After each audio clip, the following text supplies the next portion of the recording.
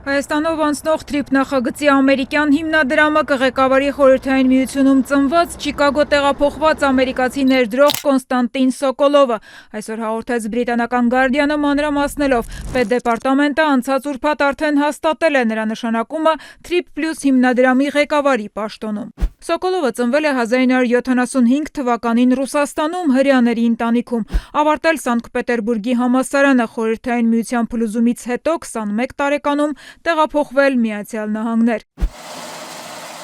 Փաստացի հենց նա է կառավարելու հիմնադրամում այս պահին առկա ավելի քան $200 միլիոն,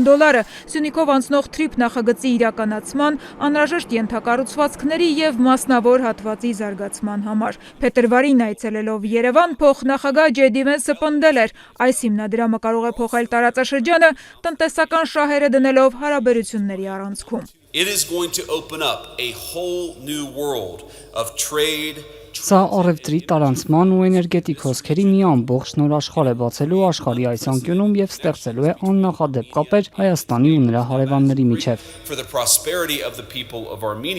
Անցած ապրիլին էլ այս հիմնադրամի վերաբերյալ մանրամասներ էր բացահայտել Միացյալ Նահանգների Պետդեպարտամենտի արտաքին աջակցության բաժնի բարձրաստիճան ներկայացուցիչ Ջերեմի Լևինը արտաքին հարաբերությունների խորհրդում կայացած քննարկման ժամանակ։ Բարձրաստիճան ամերիկացի դիվանագետը նշել էր, թե ամերիկյան հիմնադրամն աշխատելու է մասնավոր հատվածի կառավարման մոդելով։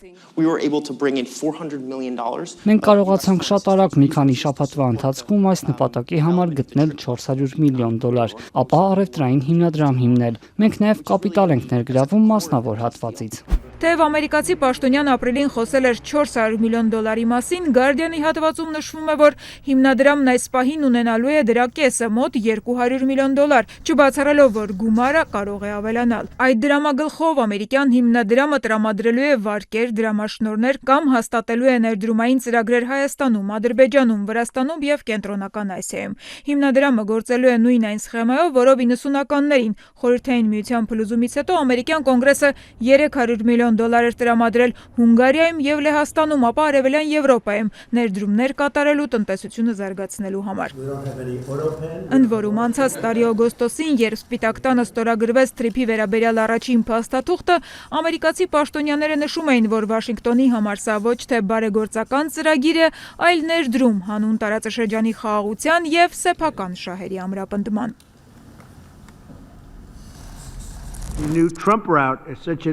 Such a beautiful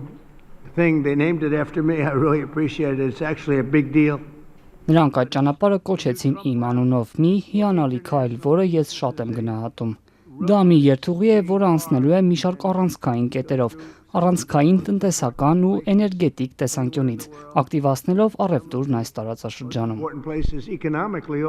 Միացյալ Նահանգների համար այս ծրագիրը կարևոր է միջին միջանցքի իրականացման տեսանկյունից, որը հնարավորություն կտա Կենտրոնական Ասիան կապել Թուրքիայի և Եվրոպայի հետ Կասպից ծովի, Ադրբեջանի ու Վրաստանի ենթակառուցվածքների միջոցով։ Վաշինգտոնում և Բրյուսելում պաշտոնյաները բազմիցս են հայտարարել, որ այս ճանապարհը հնարավորություն կտա Ռուսաստանը շրջանցող առևտրի հուսալի ճանապարհ ստեղծել Կենտրոնական Ասիայից և Կովկասից էներգետիկ ռեսուրսների, կարևորագույն հանքանյութերի և հազվագյուտ մետաղների արտահանման համար։ Այս պահին սակայն ըստ Guardian-ի հստակ չէ, արդյոք ամերիկյան հիմնադրամը կամ դրա նախագահ Կոնստանտին Սոկոլովը կարող են շահույթ ստանալ TRIP+ հիմնադրամի գործունեությունից։ Հստակ է սակայն, որ Սոկոլովը անծանոթ մարդ չէ ոչ Սպիտակ տանը, ոչ էլ Հայաստանում։ Նա մասնավորապես մեկն է այն 36 նվիրատուներից, որ անցած տարի համաձայնել էին ֆինանսական միջոցներ հատկացնել նախագահ Թրամփի Սպիտակ տան պարահանդեսային շքեղ դահլիճի $350 միլիոն գնահատվող նորոգման համար։ Թե ինքը Սոկոլովը որքան էր փոխանցել, հստակ չէ։ Գործարարը հրաժարվել է պատասխանել Guardian-ի հարցերին։ Փոխարենը հայտնի է, որ նա նախագահ Թրամփի երկրորդ ժամկետի ընթացքում հանրապետական կուսակցության քարոզարշավներին և քաղաքական խմբերին նվիրաբերել է ավելի քան $12 միլիոն։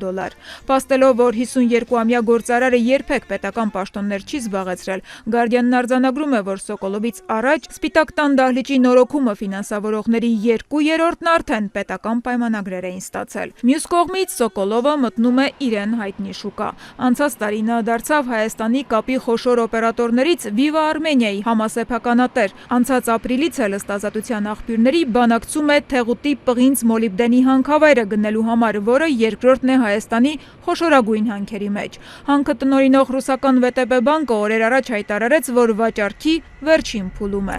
Guardian-ը զրուցել է մի շարք ամերիկացի պաշտոնաթող եւ գործող դիվանագետների հետ, որոնք նշել են. արտարոց չէ, երբ Վաշինգտոնը նման ձեռնարկությունների ղեկավար է նշանակում իրեն վստահելի անձանց, այլ հարց է, որ նրանք չպետք է հնարավորություն ունենան անձնապես շահույթ ստանալ հիմնադրամից կատարվող ներդրումներից կամ դրանք ծառայեցնել իրենց բիզնես շահերին։ Իդեպ, ամերիկյան կողմին զուգահեռ Երևանն էլ է պաշտոնապես սկսում TRIP նախագծի վավերացումը։ Կառավարությունը վաղվա նիստում կքննարկի հունիսի սկզբին կնքված ռազմավարական համագործակցության շրջանակային համաձայնագրի մասին օրենքը։ Գործադրի հավանությունից հետո փաստաթուղթը կուղարկվի սահմանադրական դատարան մայր օրենքին դրա համապատասխանությունը որոշելու համար, ապա կներկայացվի խորհրդարանի հավանությանը։